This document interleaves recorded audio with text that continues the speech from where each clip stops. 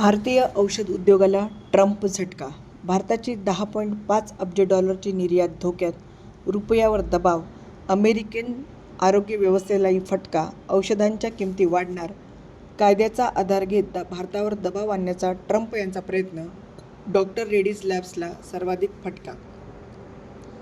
अमेरिकेचे राष्ट्राध्यक्ष Donald Trump यांनी आयात होणाऱ्या ब्रँडेड आणि पेटेंट असलेल्या औषधांवर 1 ऑक्टोबरपासून तब्बल 100% शुल्क टॅरिफ लावण्याची घोषणा केली आहे.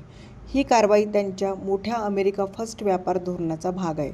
अमेरिकेतच औषध उत्पादनाला प्रोत्साहन मिळावे आणि परदेशी आयातीवरील अवलंबित्व कमी व्हावे हा उद्देश ट्रम्प यांचा असला तरी त्यामुळे भारतीय औषध कंपन्यांना याचा फार मोठा फटका बसणार आहे. ट्रम्प प्रशासनाने औषध आयातीवर सेक्शन 232 तपासणी सुरू केली आहे. यानुसार कोणतीही आयात राष्ट्रीय सुरक्षेसाठी धोकादायक ठरते का, हे तपासण्याचा अधिकार अमेरिकेला आहे. ट्रम्प यांना वाटते की कायद्याचा आधार घेऊन परदेशी कंपन्यांवर दबाव आणता येईल व घटलेली औषध निर्मिती पुन्हा अमेरिकेत सुरू करता येईल.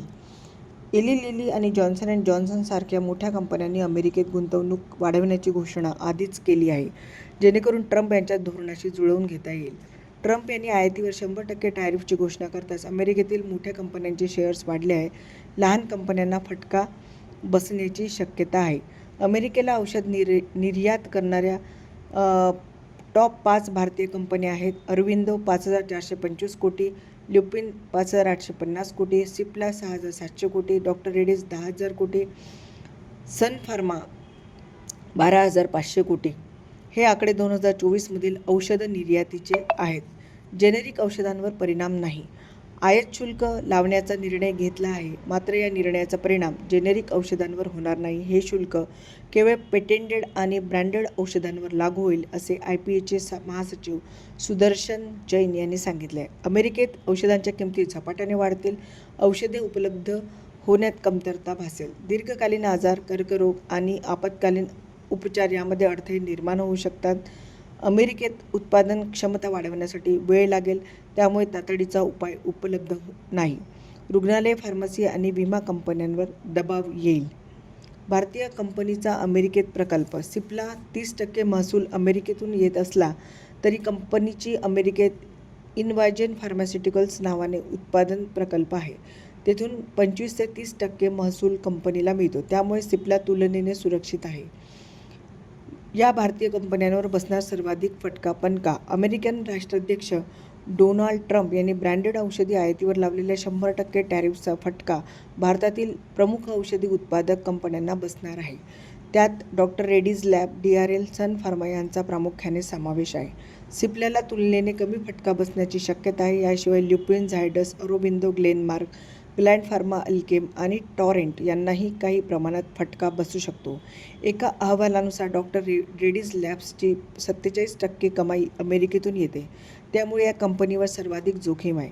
नोमुराचा अंदाज आहे की वित्त वर्ष 2026 मध्ये DRLची अमेरिकेतील कमाई 1.5 अब्ज डॉलरपर्यंत जाईल. अमेरिकेत तयार होणारी उत्पादने वित्त वर्ष 2027 मध्ये 15% पेक्षा कमी राहतील, त्यामुळे कंपनीच्या बहुतांश व्यवसायास टॅरिफचा फटका बसेल. सन फार्मा 37% अमेरिकी अवलंबित्वासह 2.1 ते 2.3 अब्ज डॉलरच्या कमाईवर जोखीम पाहते. त्यांचा प्रमुख ब्रँड इल्युमा अमेरिकेबाहेर तयार होतो. कॉम्प्लेक्स जेनेरिक्स व बायोसिमिलर्सवर शुल्क लागेल. ICICI सिक्युरिटीजच्या मते भारत प्रामुख्याने जेनेरिक्स निर्यात करतो, त्यामुळे तत्कालीन परिणाम मर्यादित राहील. परंतु कॉम्प्लेक्स जेनेरिक्स व बायोसिमिलर्सवर शुल्क लागू होईल का, याबाबत अनिश्चितता कायम आहे. आता फार्मा क्षेत्रात गुंतवणूक करताना काय काळजी घ्यावी? अमेरिकेचे राष्ट्राध्यक्ष डोनाल्ड ट्रम्प यांनी ब्रँडेड आणि पेटेंट असलेल्या औषधांवर तब्बल 100% आयात शुल्क लावले आहे. अमेरिका हा भारताचा सर्वात मोठा औषध निर्यात बाजार असल्याने या निर्णयाचा थेट परिणाम भारतीय कंपन्या आणि गुंतवणूकदारांवर होणार आहे. त्यामुळे सर्वप्रथम फार्मा शेअर्समध्ये घाईने गुंतवणूक टाळा. अमेरिकेला जास्त निर्यात करणाऱ्या कंपन्यांच्या शेअर्सच्या किमतीमध्ये मोठे चढउतार होऊ शकतात. गुंतवणूक करण्यापूर्वी कंपनीचा महसूल किती टक्के अमेरिकेवर अवलंबून आहे हे तपासा. दुसरे म्हणजे गुंतवणूक विविध क्षेत्रातून विभागून घ्या. तिसरे म्हणजे देशांतर्गत मागणीकडे लक्ष द्या. काही कंपन्यांना स्थानिक बाजारपेठेत मजबूत उत्पन्न मिळवण्याची शक्यता आहे. तोटा झाला, फार्मा कंपन्यांचे शेअर्स दणक्यात आपटले.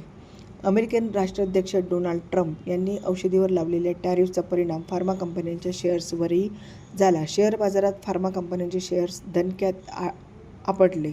अनेक गुंतवणूकदारांना त्याचा तोटा झाला.